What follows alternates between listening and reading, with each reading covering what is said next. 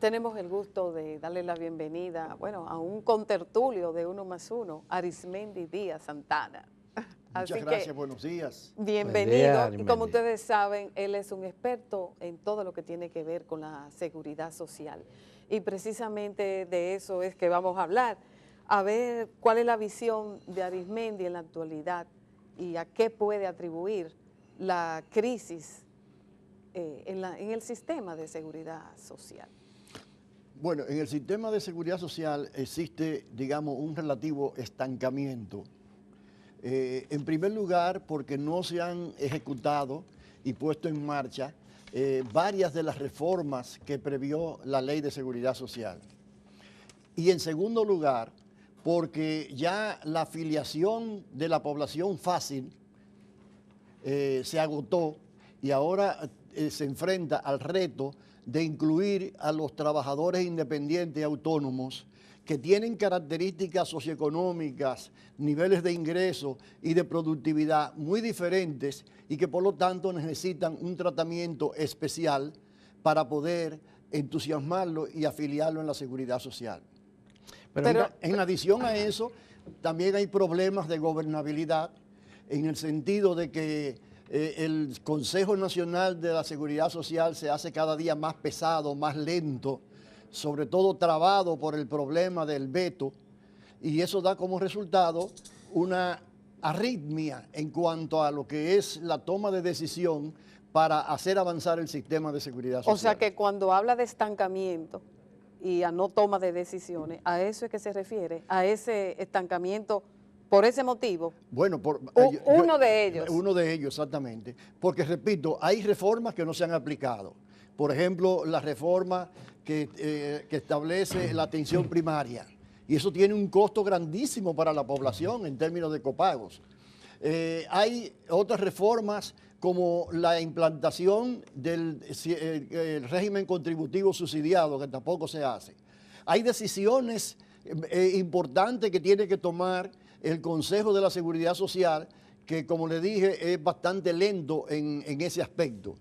Pero además hay algunos aspectos que se heredaron de la ley que hay necesidad de cambiar, como es la situación de la Tesorería de la Seguridad Social, que no quedó con la suficiente claridad jurídica como para que tenga la autoridad necesaria para someter a los evasores y de la seguridad social. Pero todos esos factores juntos y la inacción con relación a cada uno de ellos dan una sumatoria que es una suerte de estancamiento.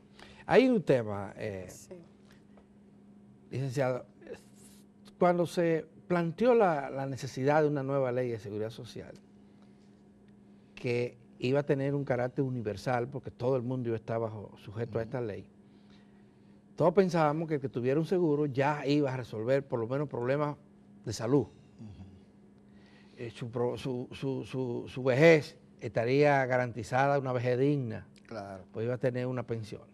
Ese fue el discurso. Ese fue el discurso que los promotores de la ley no vendieron y que compramos. Mucha gente, incluyendo nosotros aquí que luchamos por esa ley. Pero resulta que hoy... que nosotros lo hicimos de la mejor buena fe y la gente lo aceptó también de muy buena fe en ese mismo plano. Resulta que ahora tener un seguro no es sinónimo de tener garantizado el derecho a la salud. Los copagos han implicado una carga muy alta y el gasto de bolsillo, como le llaman los expertos, a lo que uno invierte en salud, cada día es mayor. Es mayor, en vez de disminuir. Segundo, el seguro no ha sido ningún universal, porque todavía hay casi 4 billones de personas que no tienen ningún tipo de seguro en el país. Y en tercer lugar, de los 7 millones que se supone que estén registrados con un seguro, hay 4 millones que lo que tienen es el seguro subsidiado del Estado. Y ese seguro da para muy poca cosa. Bueno, en este momento está paralizado porque hay una huelga de 72 horas, 3 días. La semana pasada hubo una de 2. Yo quiero que tú me digas, ¿para qué le sirve un carnet en este momento a un afiliado subsidiado? Si la principal opción para acudir a los servicios es el sector público y el sector público se mantiene en estos momentos paralizado totalmente, salvo que usted se declare en emergencia y que realmente sea una emergencia. Solo eso, pero supongamos que estamos en situaciones normales, que no hay huelga en los hospitales públicos. Si yo voy con un carnet de subsidiado en ese hospital, yo voy a encontrar una situación peor que la que teníamos hace 15 años. Precariedad de los servicios al extremo, problemas muy serios para conseguir una consulta en un hospital público es un viacrucis. Hay que esperar 2 meses, 3 meses. O madrugar. Madrugar y esperar. Madrugar para obtener turno, para que me registren ahí. Entonces es una situación que no nos ha remediado el seguro. Por eso es que yo he dicho, Alberto, que lo que ha habido, los progresos que hemos tenido en la seguridad social son más cuantitativos que cualitativos. Yo estaba señalando hace unos minutos el problema de los paros, pero a eso hay que agregarle que el gobierno intervino constructivamente, para decir así, para fines de construcción y remodelación, a 56 hospitales al mismo tiempo. En esos hospitales lo que hay es un caos, una desorganización total, que da pie a que los haraganes trabajen cada vez menos y que haya muchas excusas frente a la población para no dar servicio. Porque es como si esto se estuviera totalmente remodelando, ¿qué calidad de servicio se puede hacer? Y ya de eso hace 3 años, quizás 4 años, de esa decisión. De modo que, como tú estás señalando, la situación de los más pobres es más crítica. En realidad, la calidad de los servicios públicos ha ido degradándose progresivamente y como consecuencia de eso fortaleciéndose la posición relativa en el mercado del sector privado.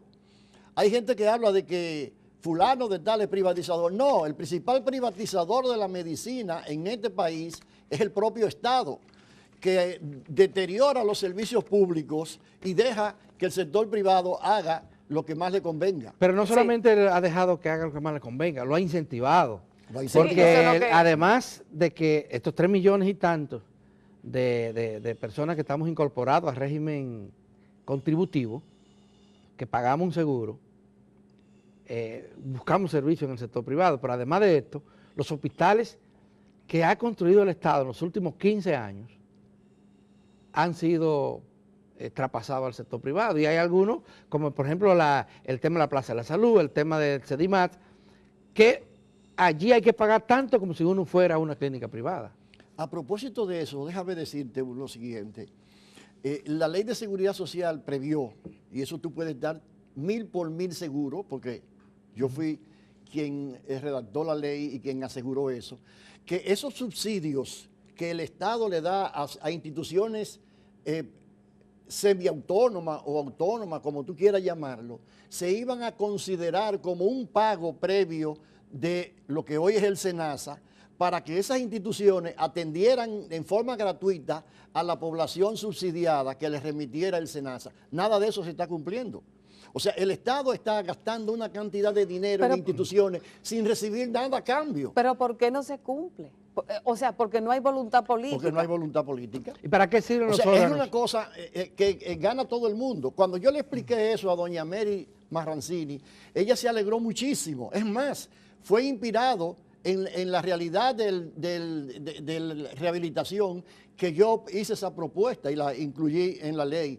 Porque ustedes saben que ella todos los años tiene que hacer una serie de colectas para reunir fondos y poder mantener esa institución que ha dado tan buenos servicios en este país. Entonces yo le decía a doña Mary, usted no va a tener que hacer eso ahora, porque como usted tiene una población creciente que está acudiendo a su centro, usted va a poder presentar eso como una credencial para recibir más recursos. Y ella lo vio como algo lógico y racional. Pero nada de eso ha ocurrido. Se siguen asignando el dinero sin tomar en consideración la reciprocidad de servicio que debe acompañarlo. El fondo de todo esto, según dicen algunos, es que el modelo como tal, el modelo de seguridad social y de salud del país, ha fracasado porque es un modelo que está equivocado. Está basado en la privatización, en la inversión privada. Y esto ha permitido que el Estado se desatienda, invierta menos en el sector salud. Fíjese que hemos tenido Estrategia Nacional de Salud, de desarrollo que incorpora el tema de seguridad. Tenemos esta ley que yo voy a leer lo que dice el artículo 5 de lo que son los beneficiarios de esta ley. Oigan lo que dice esto.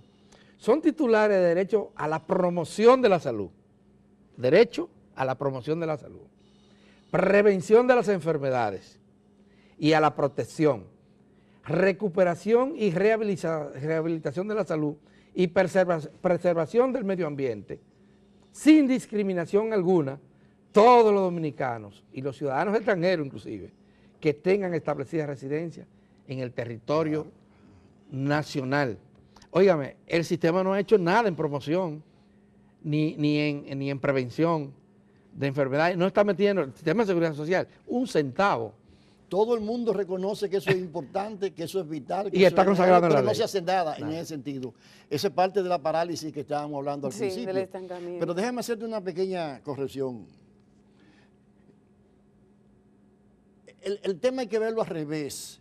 Señores, la privatización no es la causa, es una consecuencia de la incapacidad tradicional del Estado para ofrecer servicios decentes, mínimamente adecuados a la población. Y eso viene de hace 4 o 5 décadas. Yo trabajé durante mucho tiempo en Guatemala, con asiento en Guatemala, para dirigir un proyecto para toda América Central y el Caribe. Y cuando yo explicaba la situación de República Dominicana, nadie la entendía, porque en esos países, estamos hablando del mediado de los 90, en esos países la participación privada en la salud era una cosa pequeña.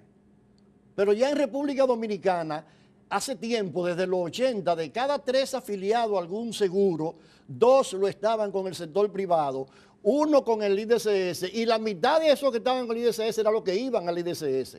O sea que es al revés.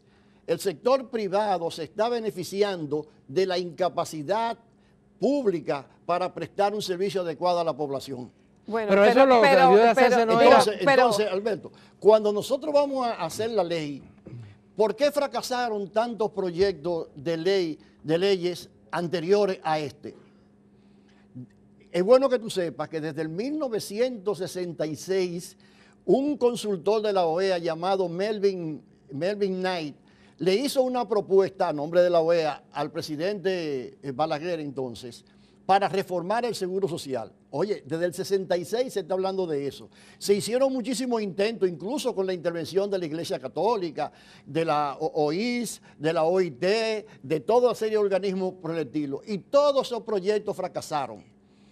Hay un famoso proyecto, el libro blanco de Henry Molina, un libro azul de Ligia Arerú. Todos esos eran proyectos para modificar el seguro social y todos fracasaron. ¿Por qué? Porque a pesar de que la población prefería muchas veces más los servicios privados que los públicos porque eran tan deficientes, siempre se ignoró esa realidad en las propuestas.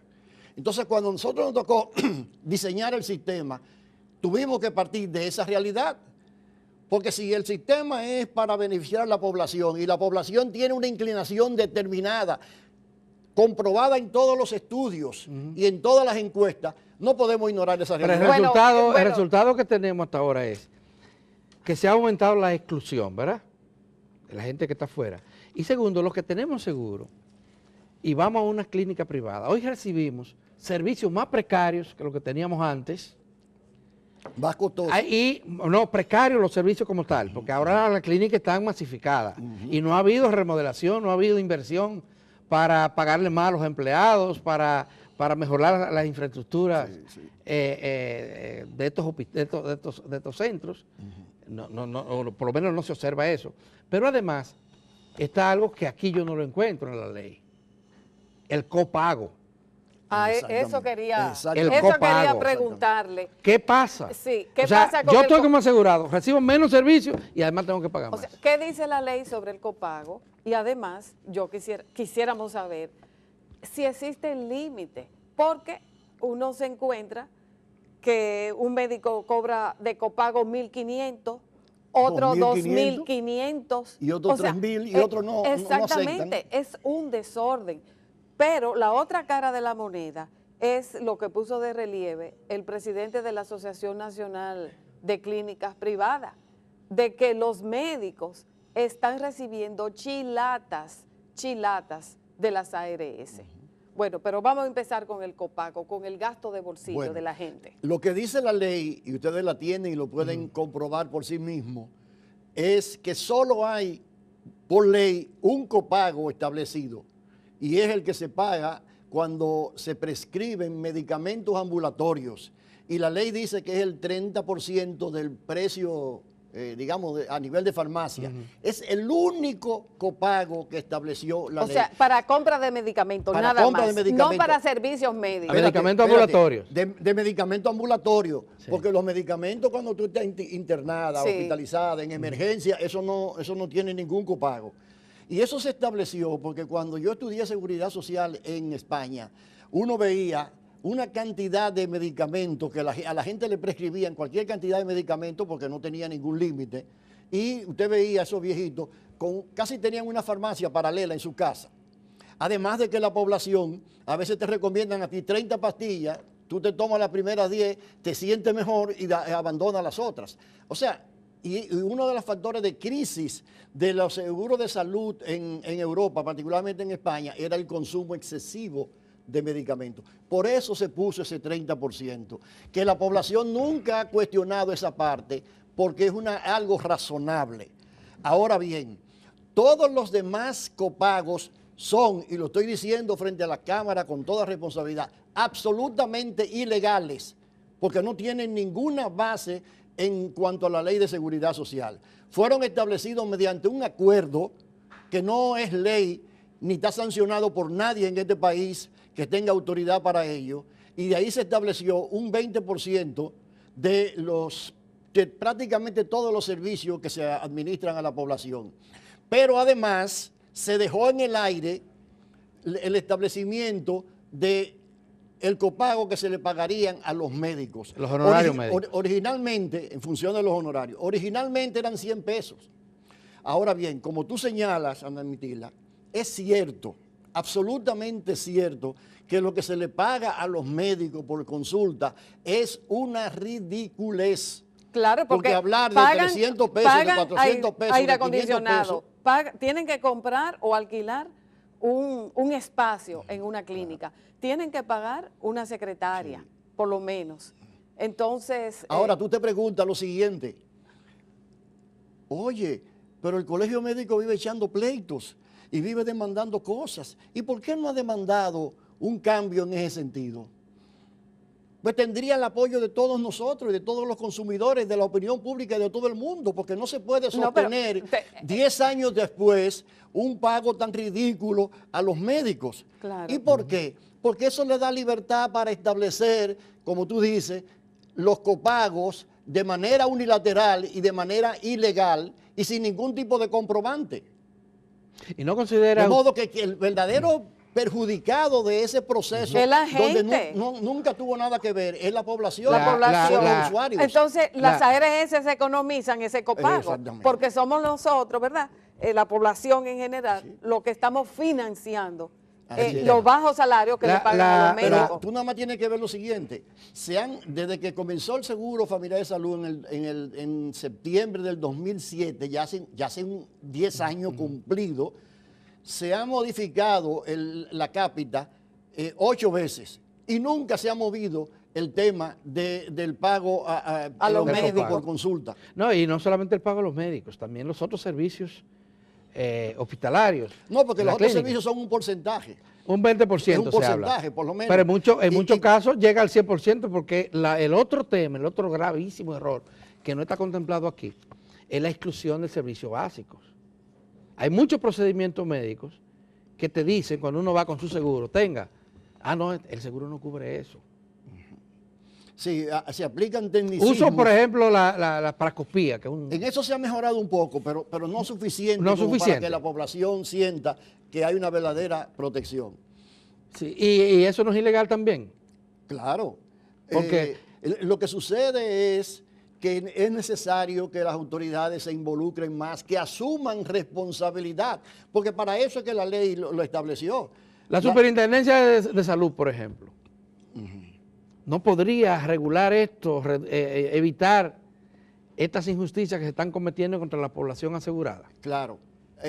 Lo que señala el superintendente es que muchas de esas decisiones tienen que ser conocidas por el Consejo de la Seguridad Social. Y aquí volvemos al punto inicial. Entonces el Consejo no se reúne o alguien hace el principio del veto y bloquea el proceso. Y ahí ya hay una especie de círculo vicioso. Por eso yo hace tiempo que dije que me pronuncié en el sentido de que el veto hay que eliminarlo, porque no puede la población sentarse a esperar que estos señores se pongan de acuerdo para poder tomar una decisión que es vital para su propia Pero subsistencia. mientras tanto, ese organismo es inoperante, pero lo estamos pagando, ¿verdad? Exactamente. Sí, Los salarios ahí, ¿cuánto es que? Más o menos. Se dice además que los gastos, bueno, no tengo en el presupuesto hay casi 15.000 millones de pesos destinados para el sostenimiento del sistema de seguridad social. Sí, del vale sistema, decir, la no del burocracia. consejo, No, del consejo, no, del sistema Sí. de seguridad social. Es una cantidad apreciable, ¿verdad? Dado en cuenta de que estas instituciones lo que hacen es regular y garantizar que se aplique una legislación que ya existe. Es mucho dinero y caemos en el error de que cada institución de esta opera como una isla aparte. Pero mira una cosa, por ejemplo, tú señalabas ahorita que los servicios privados son deficientes. Yo estoy totalmente de acuerdo. Déjame decirte, aquí hay instituciones públicas que dan servicios muy buenos, sí, excepcionalmente, lamentablemente. Y hay instituciones privadas que dan servicios muy malos. También, o sea que lo público no quiere decir necesariamente malo, ni lo privado tampoco necesariamente bueno.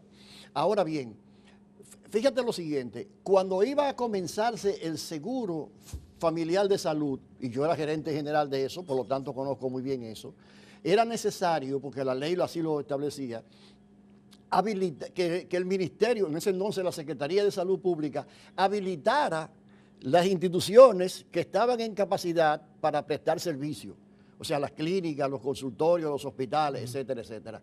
¿Qué se hizo en ese momento? De una manera precipitada, aunque inevitable en ese momento, fue hacer una habilitación provisional de todo el mundo.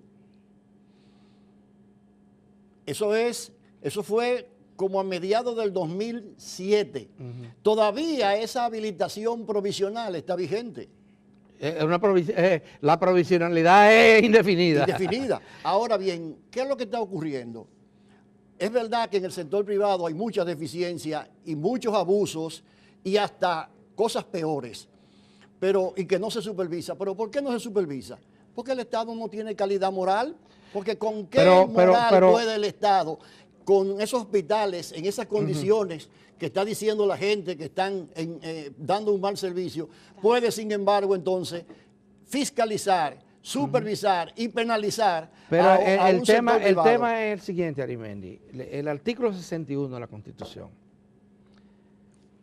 responsabiliza al Estado dominicano, le asigna como una obligación garantizar el derecho a la salud de la población. El Estado tiene que garantizarlo por la vía que sea y no lo está haciendo. Ese es un tema central, porque es un derecho.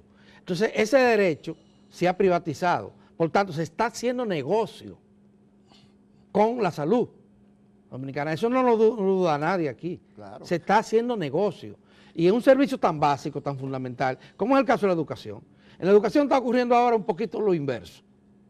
El Ministerio de Educación, que tiene ahora recursos, está pagando, inclusive maestros, que están en el sector privado, como es el caso de las iglesias.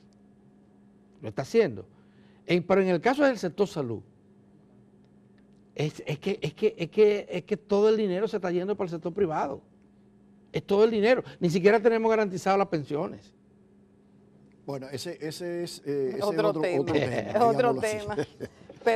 Pero volviendo al tema de las ARS, nos sentimos, bueno, expectantes cuando el director de Andeclip amenazó con que el sector privado, los médicos, se iban a ir a huelga. No los médicos del sector público, sino los del privado. ¿Y para demandar qué? Bueno, porque estaban demandando lo que estamos hablando, el bajo pago de las ARS a esos médicos, que está relacionado que nos compete a todos, porque si cobran tanto copago es para compensar lo poco que reciben de las ARS. Pero Mira, nada, parece que nunca vamos a tener esa huelga, la del sector privado, nunca. Bueno. Ellos lo hicieron una vez, Sí. la clínica, pero están reclamando lo suyo. ¿Qué es lo que ellos quieren? Pero que el fíjate, porcentaje... es reclamando lo suyo, pero de alguna manera redunda en lo colectivo. Oh, pero porque claro, porque sí. la colectividad somos una víctima de esos altos copagos de 1.500, de 2.000, 3.000, 4.000. ¿Pero por qué? Un copago es un excluyente. Claro que sí. Por naturaleza es Claro, un excluyente. claro. Sobre todo si aquí se está diciendo que el 70 o 75% de la población gana menos de 20,000 pesos. Imagínate tú cuando va una persona a un médico y le dice que tiene que poner 1.500 adicional o lo que sea, Sí, sí. o 2.000, o 1.000. Señores, 1.000 de una persona que gana Hasta 15,000 500, hasta 500. es el 15% de sus Entonces, ingresos. del año. eso cuestiona incluso para qué sirve el seguro, si la gente tiene que pagar como sea, Claro. como quiera. Déjame decirte una cosa, y yo voy a hacer, una vez yo me desocupe de terminar un libro que estoy escribiendo, yo me voy a dedicar un poco a hacer análisis económico sobre este asunto. Pero tú puedes estar seguro que en este momento lo que está aportando la población al seguro familiar de salud es más del 50% de lo que cuesta el servicio. O sea, se supone que las empresas iban a aportar el 70% y la población el 30%. Pero ese 30 no es 30, es más del 50% del costo del servicio, sin tomar en consideración lo que tú estás señalando de las exclusiones que hay de algunos servicios que son importantes y que la población tiene que sufragarlo directamente de su bolsillo, cubriendo el 100% de los mismos. Así es. Y bueno, pero el tema, tal vez que deberíamos discutir más a fondo es, si el hecho de que el Estado haya fracasado en determinado momento, la administración estatal, en garantizar un servicio tan vital como es el caso de la salud, justifica que se privatice. Y si no hay posibilidad de que el Estado cumpla con su rol, porque ¿para qué sirve el Estado si no puede garantizar el acceso a los derechos fundamentales que tienen las personas? Pero Adalberto, olvidémonos por un minuto de la salud. Veamos el tema que tú pusiste ahorita, la educación. Es lo mismo, es lo mismo. En la medida en que las escuelas públicas dan un mal servicio, que se improvisan maestros, que se hace cualquier cosa, que se trabaja en condiciones a veces hasta infrahumanas, etcétera. En esa medida usted está mandando y forzando a la gente a que vaya al sector privado. Es que eso es lo que hay que entender. Fíjate que cuando comenzó este gobierno con el 4% y comenzó a hablar de tandas extendidas y a mejorar la calidad de los maestros, comenzó a cambiar la orientación de la gente. Y mucha gente salió de los colegios para irse para Para el sector público. Entonces, oye, es que en el sector de salud ni siquiera ha habido un amago en ese sentido. Pero ni no, siquiera ha habido un amago en el sentido de que usted comienza a dar un mejor servicio y la gente a tratar de afluir a esos hospitales. Al contrario, déjame decirte lo siguiente, eso yo lo he visto aquí y en América Latina. Aquí hay un sistema que penaliza la calidad. Tú tienes un hospital A y un hospital B. Para que la población entienda bien lo que estamos diciendo, supongamos que los dos tienen la misma cantidad de población alrededor, 500,000 personas y 500,000 personas, y que los dos tienen el mismo presupuesto, cosa muy difícil en este país, Sí. porque el presupuesto se asigna por razones políticas, pero supongamos que tienen el mismo presupuesto. Este hospital, dirigido por la Mitila, comienza a mejorar la calidad del servicio, se reúne con sus médicos, eleva los estándares, es mucho más oportuno, más eficiente, se corre la voz y comienza la gente de este hospital que es deficiente a acudir a ese hospital. Pero ese hospital sigue con lo mismo, el mismo presupuesto. Entonces, y lo este otro colapsan. hospital que se le está yendo la gente para otro lado, le está sobrando dinero o lo está malgastando. Ese es el sistema público. El sistema público no premia la dedicación, la calidad, etcétera. Yo he visto eso, aquí han aparecido directores de hospitales, me acuerdo en el caso de La Romana, me acuerdo del caso de La Vega, etcétera, que han comenzado a establecer disciplina, orden, dedicación, entusiasmo en el trabajo, y han sido los mismos médicos, los mismos empleados los que han pedido que lo destituyan. Ay, Dios mío. Porque el Estado, Alberto, el sistema de salud no se hizo para la población, se hizo para mantener a un grupo de médicos conformes y satisfechos, para que supuestamente no hagan huelga, y aún así hacen mucha huelga. Pero el sistema de la privatización se ha levantado. Tú no me tienes que ver lo siguiente, perdóname un segundito. Yo te voy a decir una cosa, en ningún país de América Latina, yo lo conozco todo en el campo de la salud, hay un horario de 8 a 12 del día de los especialistas en hospitales públicos. En ninguna parte de América Latina hay eso. Lo que hay son horarios de 8 horas, y eso se lo digo yo, porque lo he visto. Sí, Entonces, pero los salarios son diferentes también. El promedio salarial es diferente. Bueno, todo es un círculo vicioso. Porque la verdad es que si hay un sector que sea proletarizado, si se quiere, en el país, es el sector médico. Nosotros tenemos médicos que tienen 3, 4 empleos. Pero ¿tú sabes por qué? Porque aquí se está graduando cualquier cantidad de médicos. No es porque el gasto de salud es cada vez mayor, relativamente hablando. Y aquí hay muchos médicos millonarios.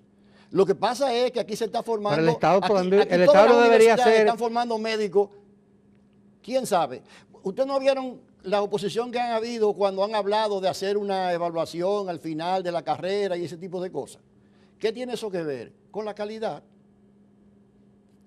O sea, ¿cuándo ha habido, ni siquiera en esos planes de decenales de salud que tú has señalado, ha habido una política clara para determinar realmente cuántos médicos y de qué calidad necesita el país para atender a nuestra población? Porque no es lo que se produzca, es lo que se necesite, sobre todo cuando vamos a hablar de salud pública. No es el Estado que tiene que planificar eso. Claro, Pero el Estado está en todo menos en eso. ¿Qué hacemos, profesor? ¿Qué cerramos, hacemos para cambiar esto? ¿Por qué? Lo único que yo puedo hacer es seguir quejándome. Bueno, caramba, el tiempo se ha terminado y este parece un tema... Y además, tener la esperanza de que... Yo siempre he dicho, por ejemplo, si las autoridades han tenido por lo menos un aire positivo y una ventaja con relación a la educación, mejorando ciertos servicios, atacando ciertos puntos críticos, es necesario que también haga lo mismo en el sector salud. Para que comience a cambiar la correlación entre hospital malo, inoportuno, desconsiderado, sector público más amigable, más abierto, más flexible. ¿Cómo es posible que mientras el sector privado, todavía a las 7 de la noche usted encuentre un especialista en su consultorio y a las 11 de la mañana, a las 11:30 de la mañana no encuentre ninguno en la mayoría de los hospitales públicos? ¿Cómo puede ganarle el sector público al sector privado en esas condiciones? Las autoridades van a decir que eso está cambiando, que eso era antes. Bueno. Muchísimas gracias, profesor Arismendi Díaz Santana, que como ustedes saben es economista, especialista en seguridad social y con una larga experiencia. 33 años en 33 años batallando. Y lo que faltan todavía. Y lo que faltan. Bueno, falta porque la verdad es que la situación no está como lo desearíamos, que está ahí como lo merece la población. Muchísimas gracias. Sí, gracias por acompañarnos una vez más. Gracias a ustedes por invitarme. Y a ustedes, amigos televidentes, quédense ahí que ahora vamos a tener a Julio César de la Rosa para hablar de corrupción. Sí, señor. El otro tema. Muchísimas gracias.